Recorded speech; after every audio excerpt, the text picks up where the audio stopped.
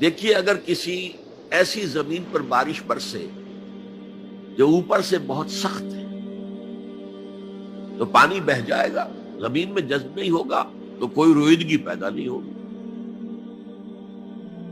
اگر دل سخت ہے تو قرآن مجید ان پر کوئی اثر نہیں کرے گا۔ اس کے لیے سب سے پہلے موعظہ کی ضرورت ہے، وعظ کی ضرورت ہے، نصیحت کی ضرورت ہے، تاکہ دل نرم پڑ جائے۔ انسانی دل جب سخت ہوتے ہیں تو ان کی سختی چٹانوں سے زیادہ ہوتی ہے۔ سورہ بقرہ میں فرمایا ثم قست قلوبکم فہی کالحجارۃ او اشد قسوہ، یہودیوں سے خطاب ہے۔ ثم قست قلوبکم من بعد ذلک فہی کالحجارۃ او اشد قسوہ، اے بنی اسرائیل تمہارے اس طرز عمل کے نتیجے میں تمہارے دل سخت ہو گئے اور اب وہ پتھروں سے زیادہ سخت ہے۔ لہذا سب سے پہلے ضرورت کیا ہے؟ دل کی زمین کو نرم کیا جائے، اس میں ہل چلایا جائے۔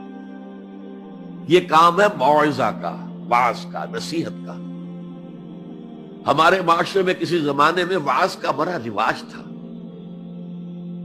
آج کل یہ چیز ختم ہو گئی، بلکہ وعظ کو گھٹیا بات سمجھا جاتا ہے۔ بھائی کوئی عقلی بات کرو، کوئی علمی بات کرو، تم تو وعظ کہہ رہے ہو، گویا کہ وعظ گھٹیا چیز ہے۔ نہیں، وعظ سے دل میں رقت پیدا ہوتی ہے، نرمی پیدا ہوتی ہے۔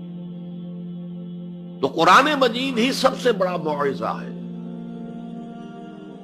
ہم نے بدقسمتی سے کیا کیا، جب وعظ کہے جاتے تھے تب بھی مثنوی مولانا روم سے، ضعیف احادیث سے،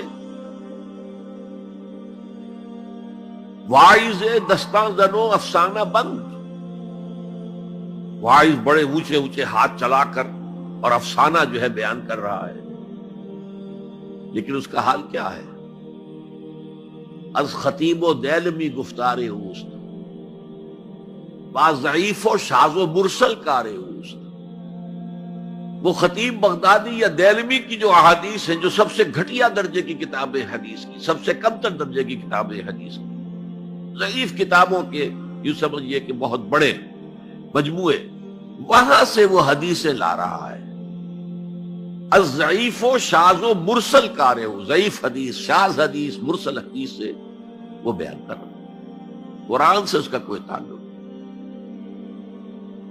قرآن مجید سب سے بڑا واعظ ہے۔ یا ایھا الناس قد جاءتکم موعظۃ، یہ دل کو جب نرم کرتا ہے تو پھر اس میں جذب ہوتا ہے، یہ سیکنڈ سٹیپ ہے اس کا۔ اور جب دل میں جذب ہوگا تو دل کے اندر کی بیماریوں کو دور کر دے گا۔ دل کے اندر کی بیماریاں کون سی ہیں؟ تھرومبوسس نہیں، جائنا نہیں، وہ اور ہیں۔ وہ دل کی بیماریاں جن کے لیے قرآن شفا ہے، وہ ہے تکبر، حسد، حب مال۔ یہ ہیں وہ چیزیں کہ جو اصل ہیں، جو دل کے امراض ہیں، ان سب کو جڑ سے نکال کر پھینک دے گا قرآن حکیم۔ یا ایھا الناس قد جاءتکم موعظۃ من ربکم وشفاء لما فی الصدور، وہ ہدی اور وہ ہدایت ہے، انفرادی زندگی کے لیے بھی ہدایت ہے، اجتماعی زندگی کے لیے بھی ہدایت ہے۔ کبھی اگر سورہ فاتحہ پر آپ غور کریں، جو ہماری نماز کا جزو لازم ہے، تو ہم پہلے کہتے ہیں الحمدللہ رب العالمین الرحمن الرحیم مالک یوم الدین ایاک نعبد و ایاک نستعین۔ یہ ہدایت تو ہمیں پہلے ہی ملی ہوئی ہے۔ پھر جو ہم کہتے ہیں اہدنا الصراط المستقیم، اللہ کو ہم نے پہچان لیا، اسے رب العالمین مان لیا، اسے رحمان مان لیا، اسے رحیم مان لیا، اسے روز جزا کا حاکم مطلق مان لیا، تو اب کون سی ہدایت رہ گئی؟ ہدایت تو آ گئی۔ اب اصل ہدایت جو درکار ہے وہ ہے جو ریلیونٹ ہے آج کے دور میں،